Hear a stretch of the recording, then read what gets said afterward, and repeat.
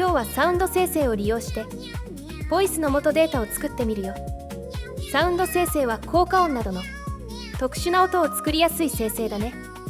ボイスは選択したデータの歌声を模倣した歌声を作る機能になる。ではサウンド生成で特殊な歌声を作ってそれをボイスにしたらどうなるかな。特殊な歌声のボイスが作れそうだね。今日はそれを試してみることにするよ。サウンドで歌声を作れる単語は多いけど今回はシンギングプロンプトを使うよ。私が試した範囲ではシンギングが一番自由に歌ってくれる気がした。このシンギングにプロンプトを加えて歌声を自由に変化させることができる。早速だけど実際に聞いてみようか。3種類の歌声を作ってみるよ。寂しいの塗り出しの氷になったりな寂しいのパラパラすくみゆりさぱりやだ寂しいの塗り出しの声だけが残ってる春が来ても夏が来ても世界中の音の中であなたの声を探してる声だけが残ってる春が来ても夏が来ても世界中の音の中であなた I am the hurt. Is your head in your hands? Then hold. I am the hurt. Is your 君の声が降ってくる雨の夜にひっそりと声だけが残ってる春が来ても夏が来ても世界中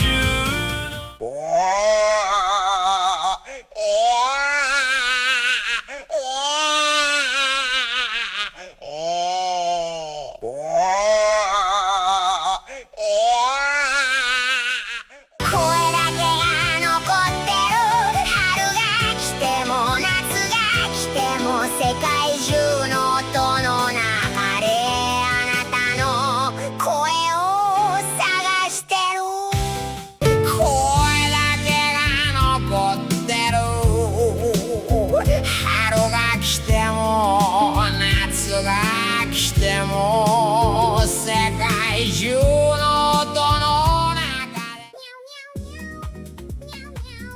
でサウンドプラスボイスの組み合わせでどんな歌声が作れるか聞いてみたよ。今回は効果を分かりやすくするためあえて個性が強いボイスを作ってみた。もちろんもっと個性を弱めた普通の歌声のボイスも作れるよ。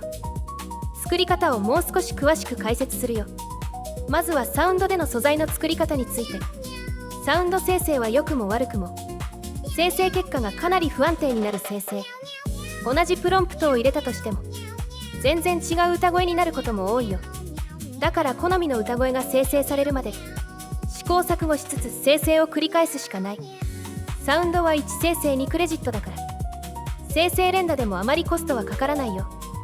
次に生成データをボイスにする方法。これはちょっと注意が必要だよ。実はサウンドで生成したデータってそのままの状態ではボイスを作れない。別のデータに変換する必要がある。変換する方法はいろいろとあるけどエディターを使う方法がおすすめかな。エディターを開いてセーブするだけでいいよ。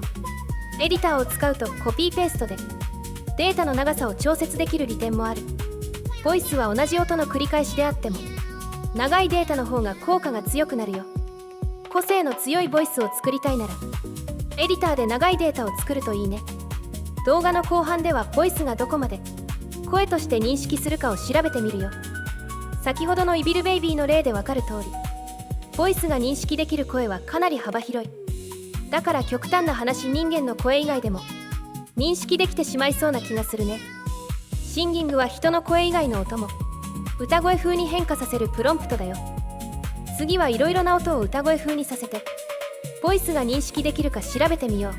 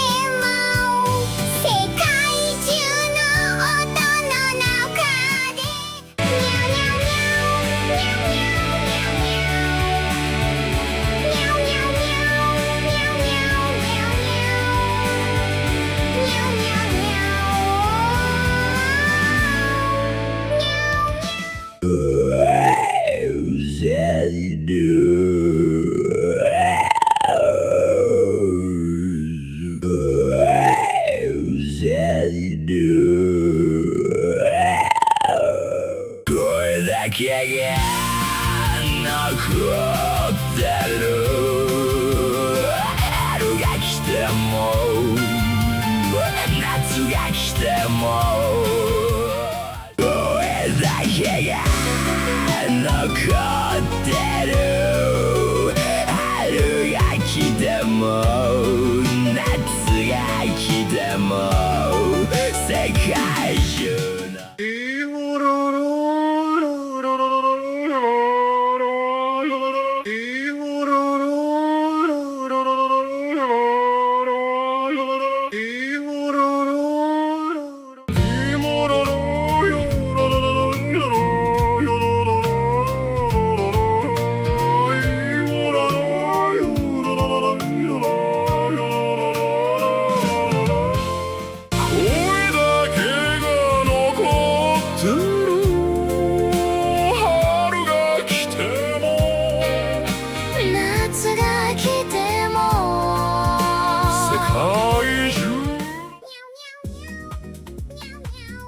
ボイスがどこまでの音を認識できるか、いくつかの例を聞いてみたよ。当たり前だけど人の声に近い方が良いボイスが作れる可能性は高くなる。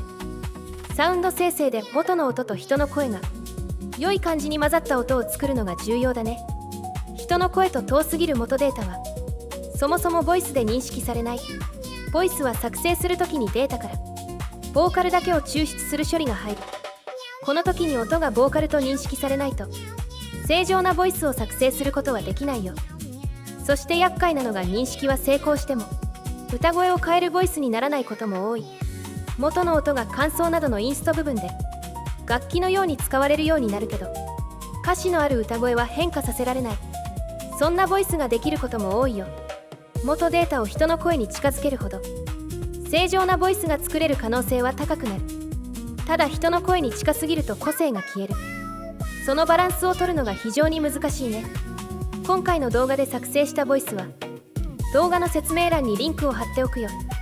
かなり特殊な歌声で使いにくいけどまあ興味があったら使ってみてね。それじゃまたね。